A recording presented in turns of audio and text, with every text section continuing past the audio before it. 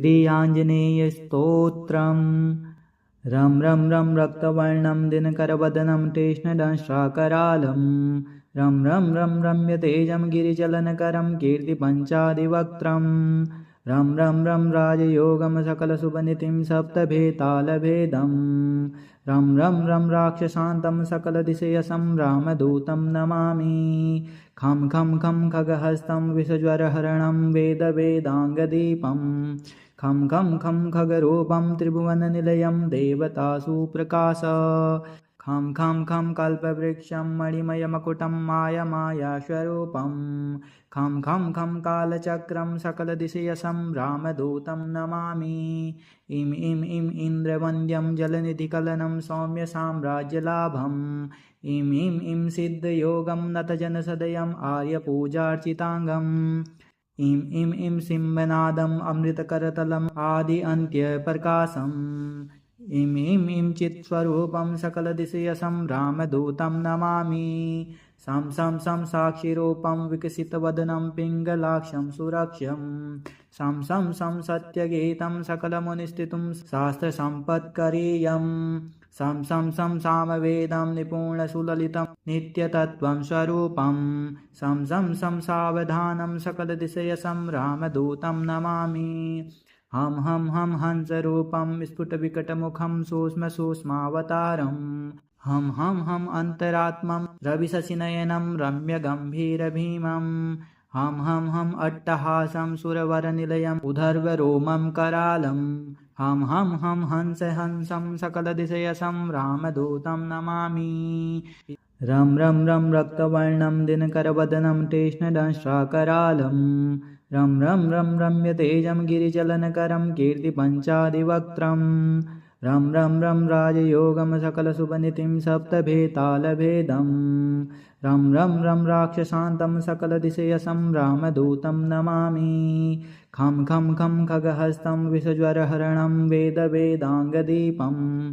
खं खं खं खगरूपं त्रिभुवननिलयं देवतासु प्रकाश। खं खं खं कल्पवृक्षं मणिमयमकुटं मायमायास्वरूपम्। खं खं खं कालचक्रं सकलदिशयसं रामदूतं नमामि। इं इं इं इन्द्रवन्द्यं जलनिधिकलनं सौम्यसाम्राज्यलाभम्। इं इं इं सिद्धयोगं नतजनसदयम् आर्यपूजार्चिताङ्गम्। इं इं इं सिंहनादम् अमृतकरतलम् आदि अन्त्यप्रकाशम्। इं इं इं चित्स्वरूपं सकलदिशयसं रामदूतं नमामि। सं सं सं साक्षिरूपं विकसितवदनं पिङ्गलाक्षं सुरक्ष्यम्। सं सं सं सत्यगीतं सकलमुनिस्तुतिं शास्त्रसम्पत्करीयम्। सं सं सं सामवेदं निपुणसुललितं नित्यतत्त्वं स्वरूपम्। सं सं सं सावधानं सकलदिशयसं रामदूतं नमामि। हं हं हं हंसरूपं स्फुटविकटमुखं सूक्ष्मसूक्ष्मावतारम्। हं हं हं अन्तरात्मं रविशशिनयनं रम्यगम्भीरभीमम्। हं हं हं अट्टहासं सुरवरनिलयम् उदर्वरोमं करालम्। हं हं हं हंसं सकलदिशयसं रामदूतं नमामि। रं रं रं रक्तवर्णं दिनकरवदनं कृष्णदंष्ट्राकरालं। रं रं रं रम्यतेजं गिरिचलनकरं कीर्तिपञ्चादिवक्त्रम्। रं रं रं राजयोगं सकलशुभनिधिं सप्तभेतालभेदम्। रं रं रं राक्षसान्तं सकलदिशयसं रामदूतं नमामि। खं खं खं खगहस्तं विषज्वरहरणं वेदवेदाङ्गदीपम्। खं खं खं खगरूपं त्रिभुवननिलयं देवतासु प्रकाश। खं खं खं कल्पवृक्षं मणिमयमकुटं मायमायास्वरूपम्। खं खं खं कालचक्रं सकलदिशयसं रामदूतं नमामि। इं इं इं इन्द्रवन्द्यं जलनिधिकलनं सौम्यसाम्राज्यलाभम्। इं इं इं सिद्धयोगं नतजनसदयम् आर्यपूजार्चिताङ्गम्।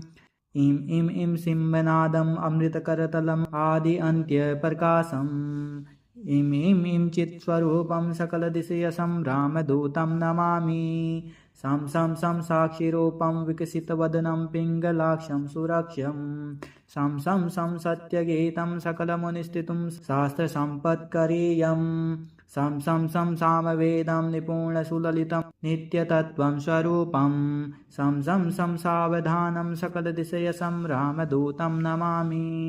हम हंसरूपं स्फुटविकटमुखं सूक्ष्मसूक्ष्मावतारम् हम अन्तरात्मं रविशशिनयनं रम्यगम्भीरभीमम् हम अट्टहासं सुरवरनिलयम् उदर्वरोमं करालम् हम हंसं सकलदिशयसं रामदूतं नमामि।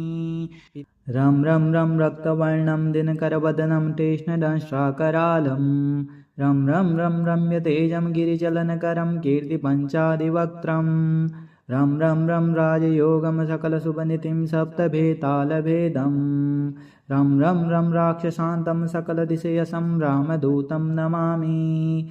खं खगहस्तं विषज्वरहरणं वेदवेदाङ्गदीपं खं खगरूपं त्रिभुवननिलयं देवतासु प्रकाश खं कल्पवृक्षं मणिमयमकुटं मायास्वरूपं खं कालचक्रं सकलदिशयसं रामदूतं नमामि।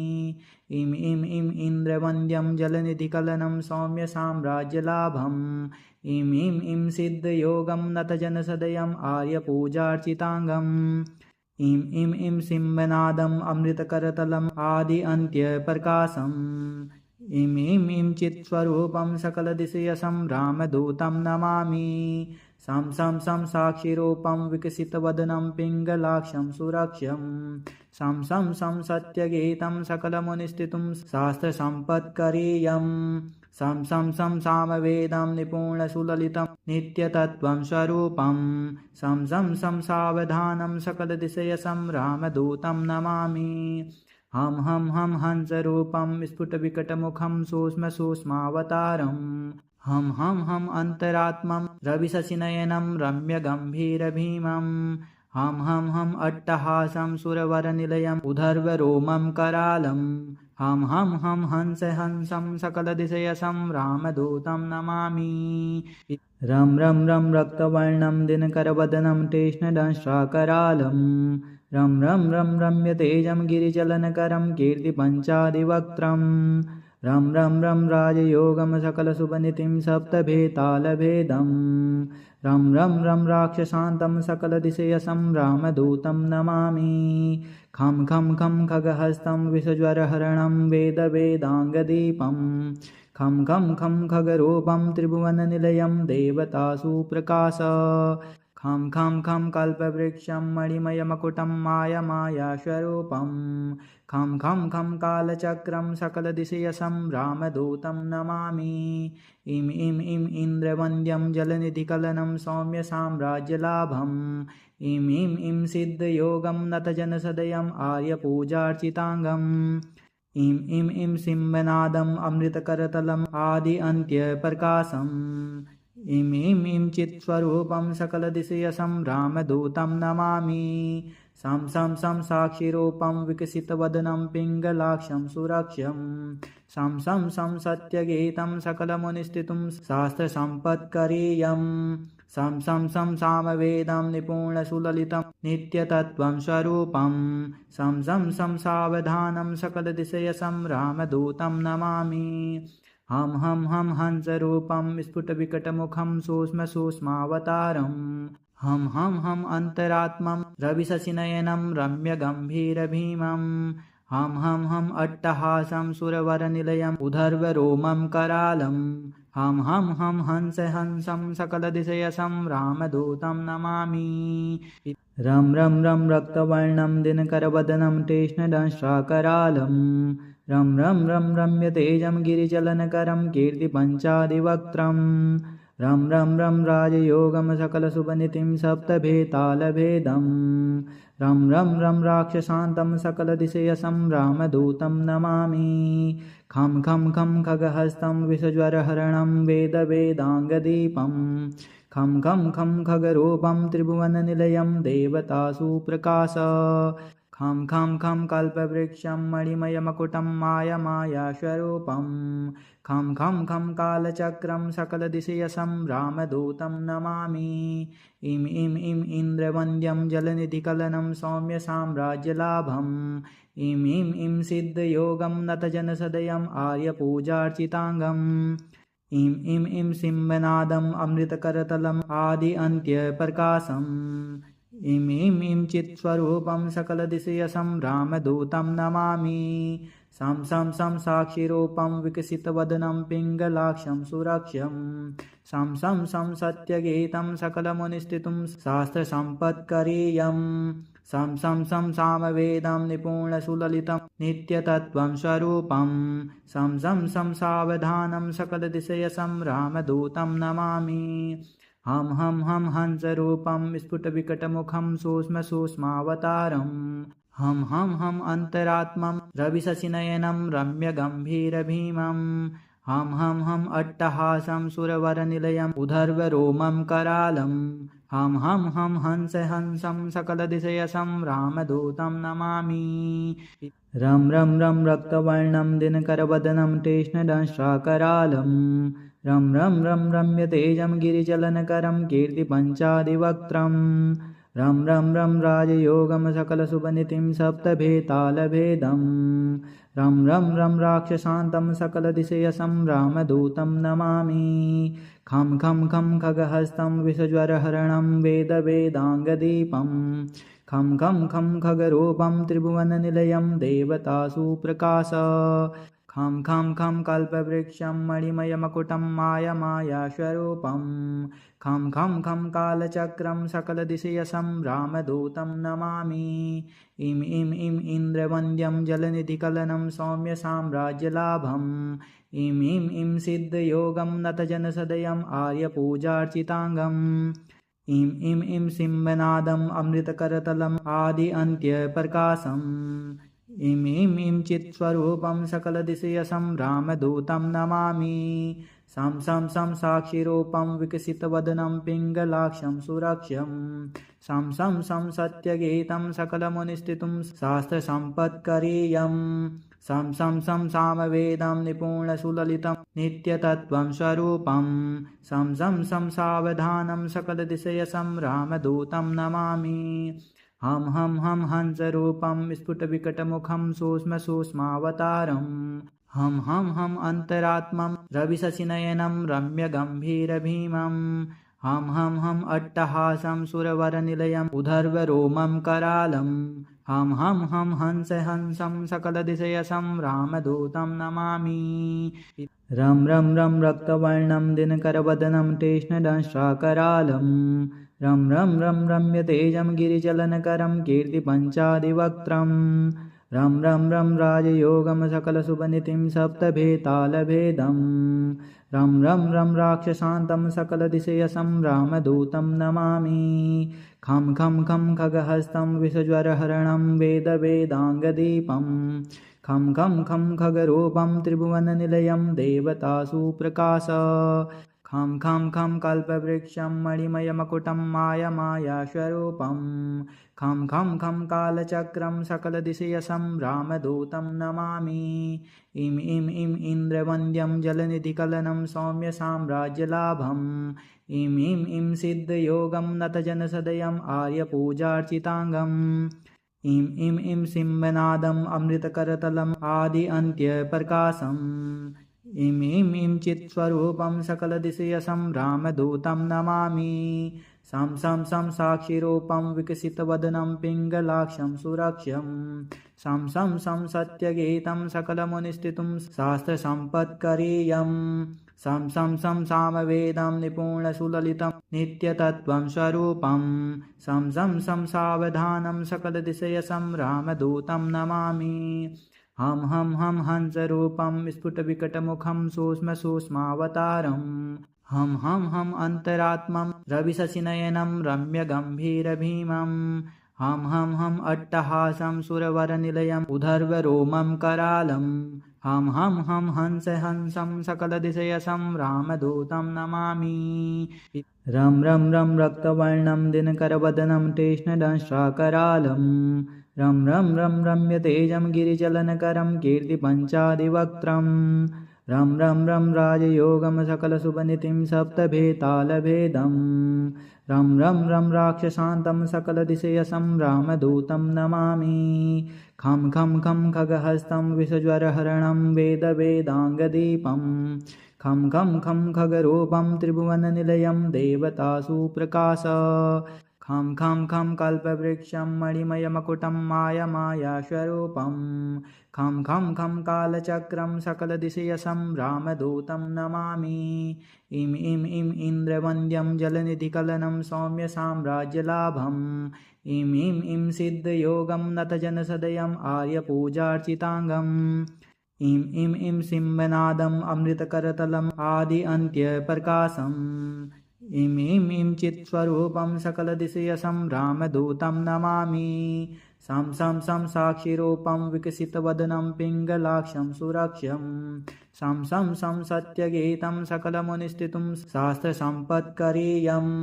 सं सं सं सामवेदं निपुणसुललितं नित्यतत्त्वं स्वरूपं सं सं सं सावधानं सकलदिशयसं रामदूतं नमामि हम हम हम हंसरूपं स्फुटविकटमुखं सूक्ष्मसूक्ष्मावतारम् हम अन्तरात्मं रविशशिनयनं रम्यगम्भीरभीमं हम अट्टहासं सुरवरनिलयम् उदर्वरोमं करालं हम हंस हंसं सकलदिशयसं रामदूतं नमामि रं रं रं रक्तवर्णं दिनकरवदनं तीक्ष्णदंष्ट्राकरालं रं रं रं रम्यतेजं गिरिचलनकरं कीर्तिपञ्चादिवक्त्रं रं रं रं राजयोगं सकलशुभनिधिं सप्तभेतालभेदं रं रं रं राक्षसान्तं सकलदिशयसं रामदूतं नमामि खं खं खं खगहस्तं विषज्वरहरणं वेदवेदाङ्गदीपं खं खं खं खगरूपं त्रिभुवननिलयं देवतासु प्रकाश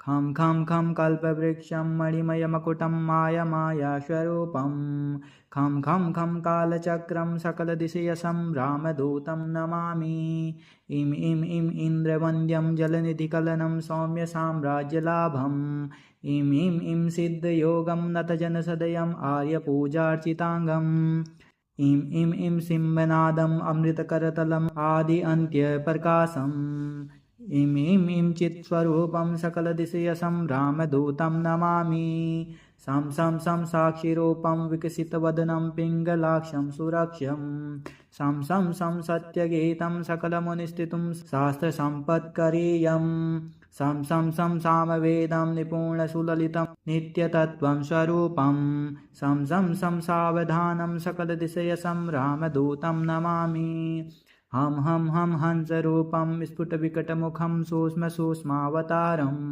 हम अन्तरात्मं रविशशिनयनं रम्यगम्भीरभीमं हम अट्टहासं सुरवरनिलयम् उदर्वरोमं करालं हम हंस हंसं सकलदिशयसं रामदूतं नमामि रं रं रं रक्तवर्णं दिनकरवदनं तीक्ष्णदंष्ट्राकरालं रं रं रं रम्यतेजं गिरिचलनकरं कीर्तिपञ्चादिवक्त्रं रं रं रं राजयोगं सकलशुभनिधिं सप्तभेतालभेदं रं रं रं राक्षसान्तं सकलदिशयसं रामदूतं नमामि खं खं खं खगहस्तं विषज्वरहरणं वेदवेदाङ्गदीपं खं खं खं खगरूपं त्रिभुवननिलयं देवतासु प्रकाश खं खं खं कल्पवृक्षं मणिमयमकुटं मायमायास्वरूपं खं खं खं कालचक्रं सकलदिशयसं रामदूतं नमामि इं इं इं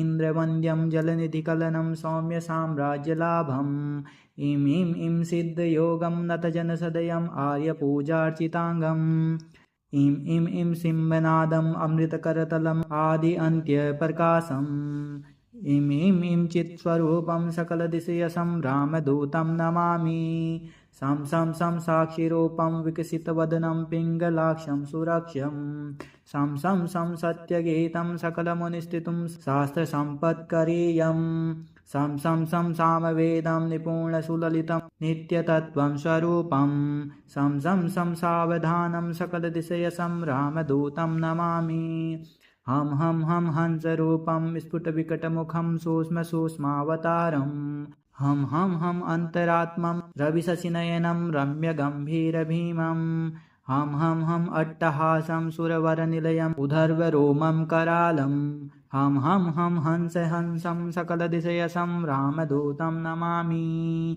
इति आञ्जनेयस्तोत्रं सम्पूर्णम्।